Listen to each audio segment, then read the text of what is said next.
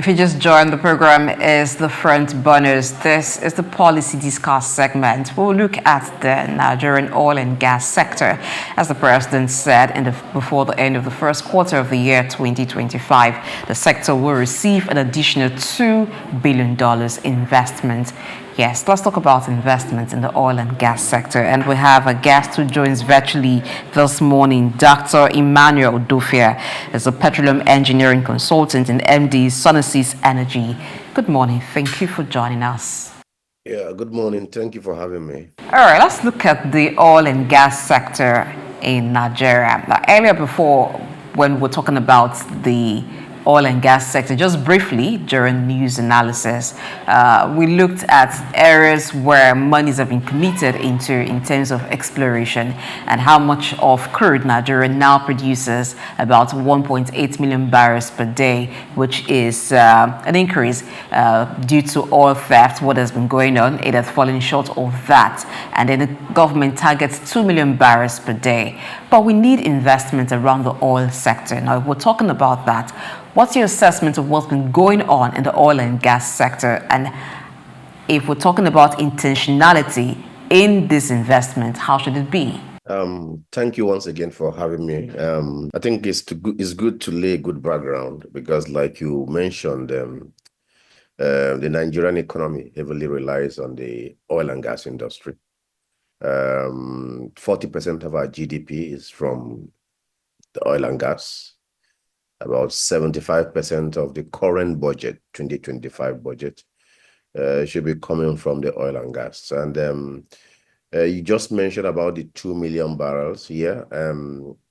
As I speak, in January from NUPRC, specifically, we produce 1.72 million barrels. And that, to a large extent, is a marked improvement. Of course, that number includes condensate. In terms of actual oil production, is slightly above 1.5, and our current OPEC quota remains at 1.5. So there is that strong need to be able to drive that demonstrate that we can get to that 2 million barrels. Like you talk about, of course, apart from the theft, the vandalization that you just mentioned, one of the biggest challenges that the oil and gas industry in Nigeria have been having has been poor investment. But these are businessmen. They need to be sure that when they put in the money, they could get it back. And that's very, very important. Like I said, the Nigerian economy heavily relies on the oil and gas. Our current budget expects us to produce 2 million barrels at a price of about $75 per barrel. That, to a large extent, is a tall order. Of course, it's something that we need to do something differently. And but the good news, which you talked about, the intentionality, is that in the last couple of months, we've observed constant improvement. Production is growing. At least the 1.7 million barrel that we mentioned, official number from NUPRC for January, looks very encouraging. So that means that we need additional maybe 2-3 million barrels, 3,000 barrels, 200,000 barrels to be able to get that to that mark. But 2 million barrels, I don't think that is where the real target has always been, because if you look at the entire scope, by 2030, we are expected to hit 4 million barrels per day. And now, like you talk about, for you to do that, the biggest game changer will be significant investment. Of course, there are projects, but there are some regulatory changes that have been done to be able to accommodate some of those components. Okay, thank you so very much, Dr. Udofia. We see small countries like United Arab Emirates, Qatar, Saudi Arabia, doing exceedingly well in terms of daily production of oil. What in specific term do you think that the government need to do, or systems that need to be put in place so that we can actually maximize the over 37 billion barrels that is lying below our feet? Yeah, when you look at that, I think I always I'm somebody that believes that you look at the local environment. We have our own peculiar challenges that those countries you mentioned, to the best of my knowledge, they don't have. And one of those elements, because we track production deferment, it's only in Nigeria that you have a code called theft. You code it theft. And that has significantly impact not just on the production, but the confidence of investors. I mean, one might say, why are even the IOCs leaving the land operations? Is because of some of those seeming challenges. And they believe that the local players should be able to manage that social challenge. Because when you talk about oil theft, it's our brothers. And those countries are talking about, they don't have those challenges, to the best of my knowledge. I think that's one of the first areas we need to deal with. And like I mentioned, we've been seeing production growing. The growth you've been observing is not actually because of investment. It's because of trying to manage those security challenges. So I feel that's the first step we need to do to give that confidence. Because if you are a businessman, if you don't want to go to an environment or a hostile environment where you feel that investment is not secured.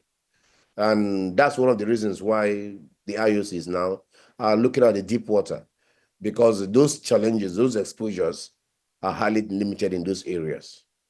So that's the first step compared to just the question you asked me when you look at those other countries that you talked about. Thank you very much, Doc. Now, let's look at it from this perspective. In the scope of dealing in the oil and gas industry, the government sometimes from other constructive criticism or from criticisms from other persons have assessed the government's scope of doing things and has said that, yes, the government has plans for the operation of modular refineries, which will significantly increase our production level. But there is a set of persons or a set of people whom you have said constitute the other part or the other half, carrying out activities like crude oil theft, which is not limited only to the boys in the creeks who are trading illicitly through this product with some other persons. There was a suggestion during the Obasanjo administration to bring in some of these boys into the scope of doing things because they feel it will bring down to the barest minimum the restiveness in the region, and in that sense also increase our production capacity. Would you toe the line or share the same perspective that the current administration needs to take that step as well to bring these boys who we call illegal oil refiners into the scope of doing things so that it could reduce the crime and the government pull out a regulatory framework to regulate their activities and go after the big guns that are using ship to siphon our products away from our shores? Because it's not only the young boys who are delving into the activities of oil theft. Thank you. Your question tend to have twofold. When you talk about the big boys, no big boy will come into Nigeria to get oil. That I feel that for me that's a quick win, because the government should be able to handle that.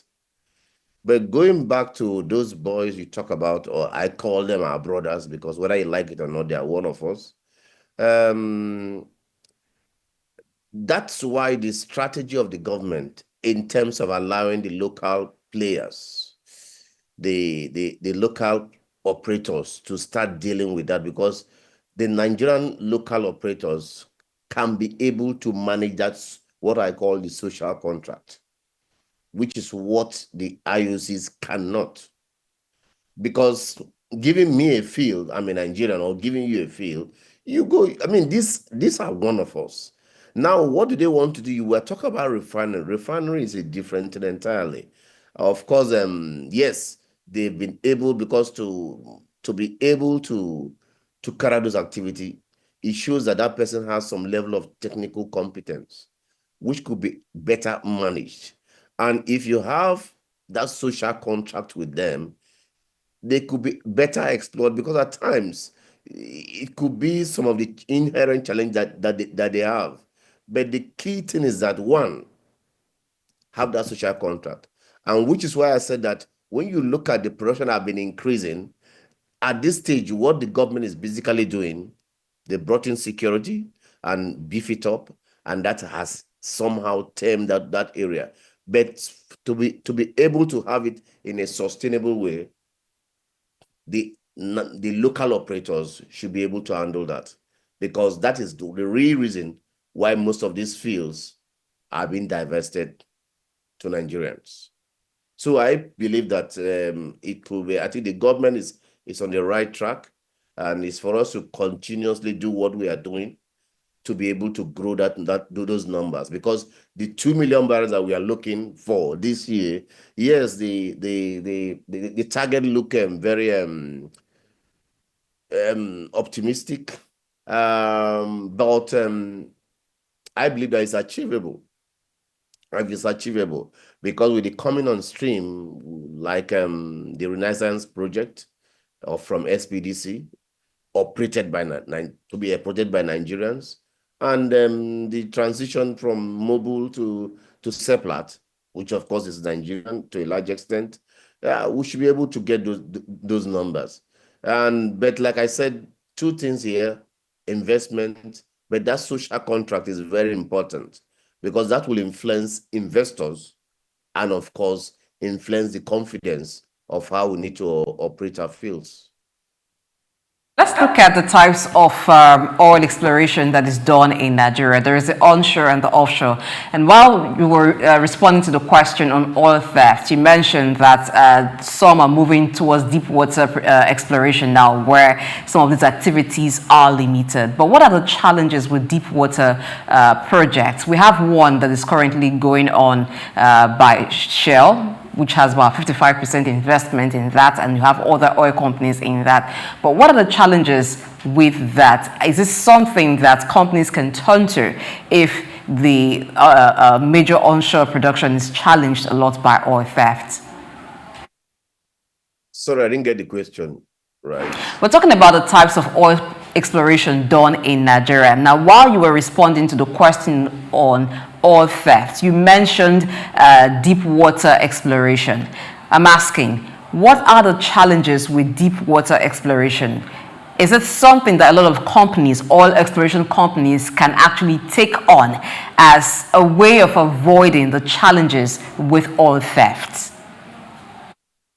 Oh, that's a good question.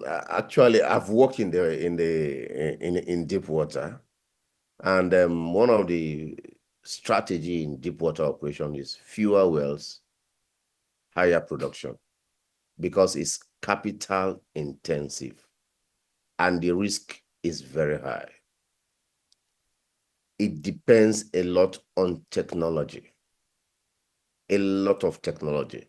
So it's an area that is for I'll call them the big boys. You should have been able to demonstrate competence at some level before you can get there, because like I mentioned, the exposure there in terms of recoverables is high. So that is why you could see the IOCs who have been able to demonstrate competence in those areas are the one going there. Yes, big investment, higher return, but like I said, in most cases, you have fewer wells because drilling or any well there is very expensive, very expensive. So the strategy has always been fewer wells, higher production. In one of the fields I work, it might even interest you. There was a well that can give you about 50,000 barrels per day, one string. I know people might not believe it, but that's what it is. For you to be able to get that, it comes with a lot of technology, a lot of expertise. And so it's not something that you just give to anybody. In fact, if you've not demonstrated competence on the land operation, then I mean, for me, there's no point. Just show that you can do it locally, because the main challenge in the land operations, just like we have seen, has always been the vandalization, the theft. If you can manage that area, I think over time we'll get there. But for now, that exposure is very high for the local players. Talking about managing the high risk in the region, especially in the Niger Delta, the Yadwa government tried with the amnesty program that one would have thought would have put a page to the crisis of oil theft. The boys were supposed to be taken away from the creeks. Now we saw the Buhari regime also trying to empower one of the son of the soil to guarantee security. And this seems not working. What do you think, as a major player in that sector, the government really need to do for that to be able to stem the tide of insecurity around oil exploration in Nigeria? Yeah, just like we mentioned, the boys, in quote, we need to really deploy their expertise in the right path. And what do we need to do? One of it is that with the divestment, the social, I like using that word, the social contract being managed by the local operators should be able to have that. Because if you look at, for instance, the PIA, the 3% of the revenue is supposed to be shared with the local, with the communities, which we call the GMOU, for them to be able to help in having interest in the oil and gas industry. Because previously, what people always feel is that what happened in the oil and gas industry has nothing to do with me. But the PIA has been able to be tweaked to ensure that, yes, if something happened to the oil, it will even impact on the local community. So that is the first step. But in terms of now deploying those our brothers, let me use that word, is to engage them. You mentioned the local refinery. Yes, now we are having bigger refineries coming up. They could be better, because for you to be able to do that, I mean, that's not something that anybody on the street will go to do. You must have had some level of competence. Engage them. First, let the community know that they are a stakeholder in the business, which is what the PIA has been trying to do. The next thing, that engage the individuals, because these people they are not ghosts. But for the big ones you talked about with the tankers and all the rest, I believe the government should be able to handle that. Because for you to even bring a tanker into this country, it beats our imagination to believe that maybe the Navy will not know. You come, you get about 1 million or 2 million barrels, and you leave, and I mean that doesn't add up at all. But for the local ones, which we are talking about, one, the PIA ensures that now the communities are stakeholder in the oil business. They are not outlier, they are not outsiders. Then the next thing, engage our brothers into deploying this knowledge into whether you need to come up with a better framework to even legalize what they are doing, but let it be such that now it is better controlled.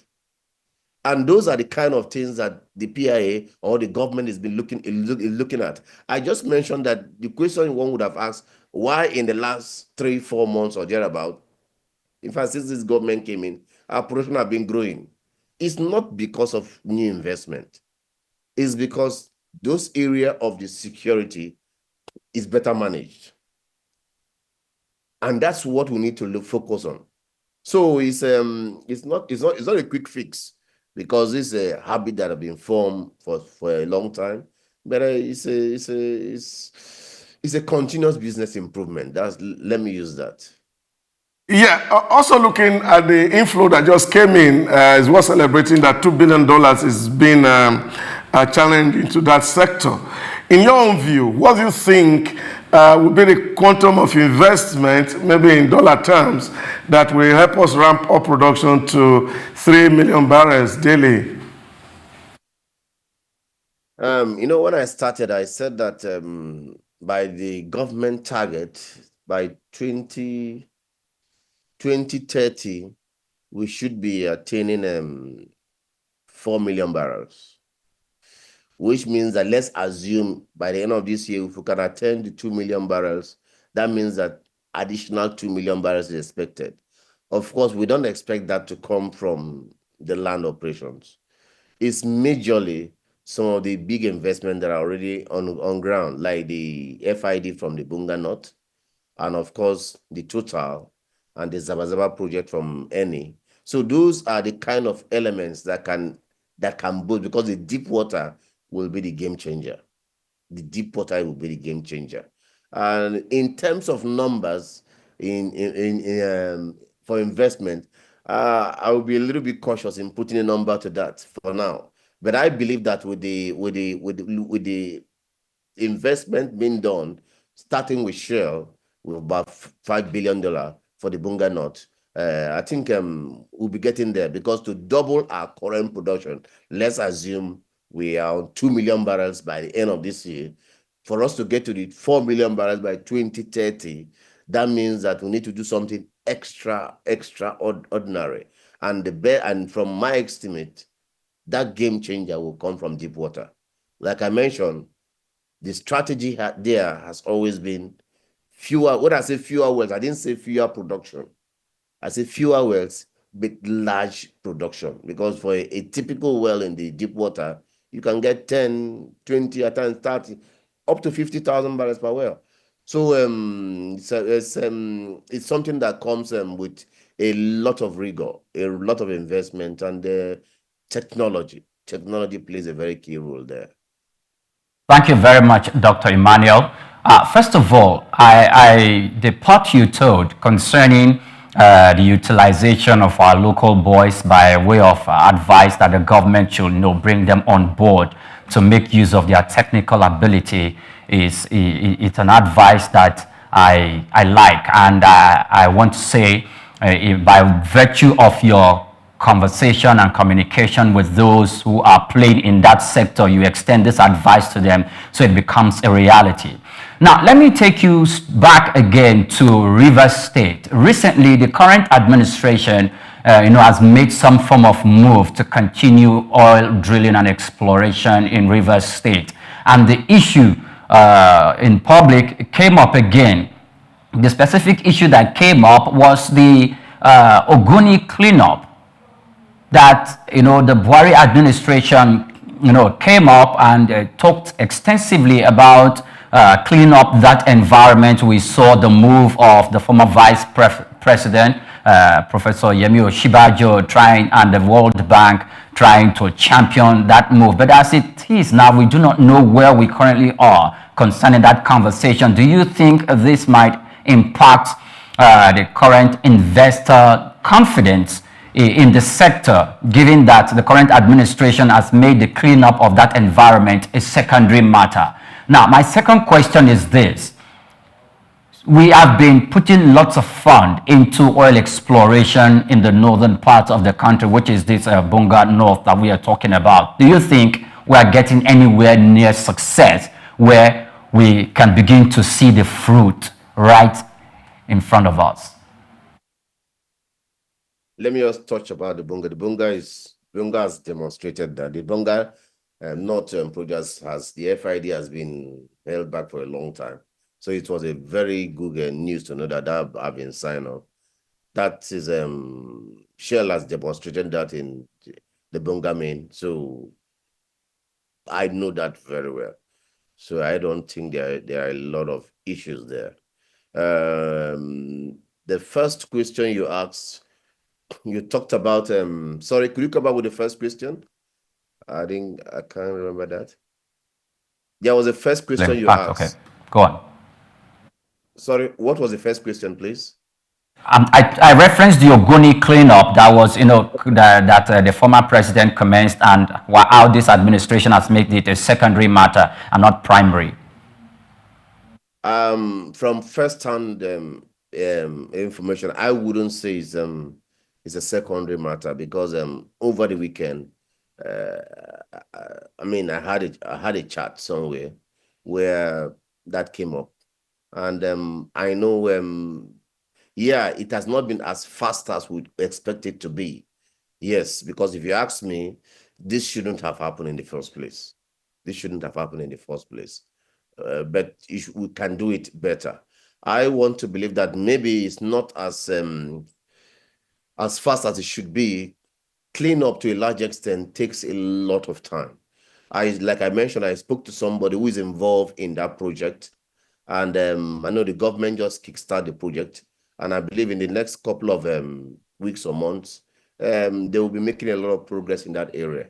I don't want to use the word that is being treated with levity. No, I don't want to use that word, but I want to believe that we should get there, because for government now, even to get those additional numbers that we are looking at to grow production, those are some of the quick wins. So we need to get those quick fix to be able to get those numbers, because every barrels add up. And for us to be able to do that, of course, you engage them. Like I mentioned, PIA, that area of it need to be better. I mean, demonstrated. The local community should see themselves as part owners of the business. They should see themselves, because once they do that, then they will be the one that will say, okay, come in and let's get this done. But when there is nothing for them on the table, then it's a hard sell. And that's why I feel that let's strengthen those areas of the PIA, and we can see how we can grow those numbers. Now let's move to the gas sector. We've been talking about oil exploration, but let's look at the gas sector. Now, one challenge that Nigeria has had has been the issue of gas flaring. Though the government intends to end gas flaring by 2030, but we still find that oil companies flare gas. And if we talk about Nigeria's gas deposits, it's over 206 trillion cubic feet. Yet, when we look at the processing, when we look at the downstream and the midstream sector, it seems like it's not receiving as much investment as it should get. And there have been talks of Nigeria gaining a lot from exporting gas. There is the Nigeria-Morocco pipeline, gas pipeline, which has not been completed. Now, what do we need to do to ensure that Nigeria gains or is able to harness the benefits from the gas sector in Nigeria, given the abundance of gas that Nigeria has? One of the biggest challenges when you talk about the gas, you just mentioned the Moroccan pipeline, poor infrastructure, because you need those network, and it comes with a lot of investment. You equally mentioned the flaring. That is another challenge, but I know the government have what I call the big target of 2060 Nigerian net zero target, which is on track. It's expected that at that point there should be net zero flaring, flaring and emission and all the rest. But what are we looking at differently to do in the short term? Of course, there's a lot of investment in those areas as well, because when you look at the non-associated gas, government has come up with some policies. One of the biggest cash cow for the country today is the LNG.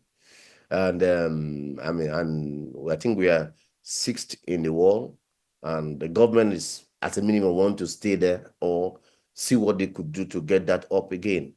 And that is one, I would say, very good cash cow for the government. Very good business, working perfectly. Now, in terms of minimizing flaring and all the rest, Of course, there's that fiscal policy that have encouraged the flare down strategy of the government that ensures that most of these gas are being used, because there are a lot of like the Obite gas project, the Zabazaba projects. So those are some of projects that government are using to be able to harness this gas for efficient use. And in some instance, some companies even use it for pressure maintenance as well. Okay.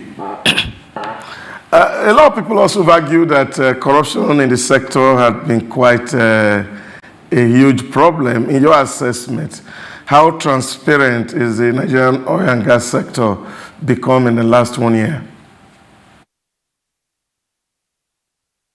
When you mention corruption, I know a lot of people will just what they want to hear. I think for me, it's about let the process work. Let the process work. Because when you talk about corruption, yes, the government has been doing a lot to be able to minimize that exposure. But when you have the right controls, which is what most of the IOCs have done to be able to manage it, I think it's a hard sell. But I want to believe that at the end of it, people want to know that how do you manage this corruption? Because government need to be more involved, put those fiscal discipline that ensures that the exposure is highly minimized. That's what I feel need to be done. But for internal processes, for the individual businesses, I think the IOCs have done that well. Of course, if any business, if you don't have those controls, you won't survive. So in terms of corruption, I feel that they need to strengthen the internal business processes. Well, thank you so much, Dr. Emmanuel Udofia, who is a petroleum engineering consultant and MD Suneses Energy, for taking your time today to be with us on The Front Burners. Thank you for having me.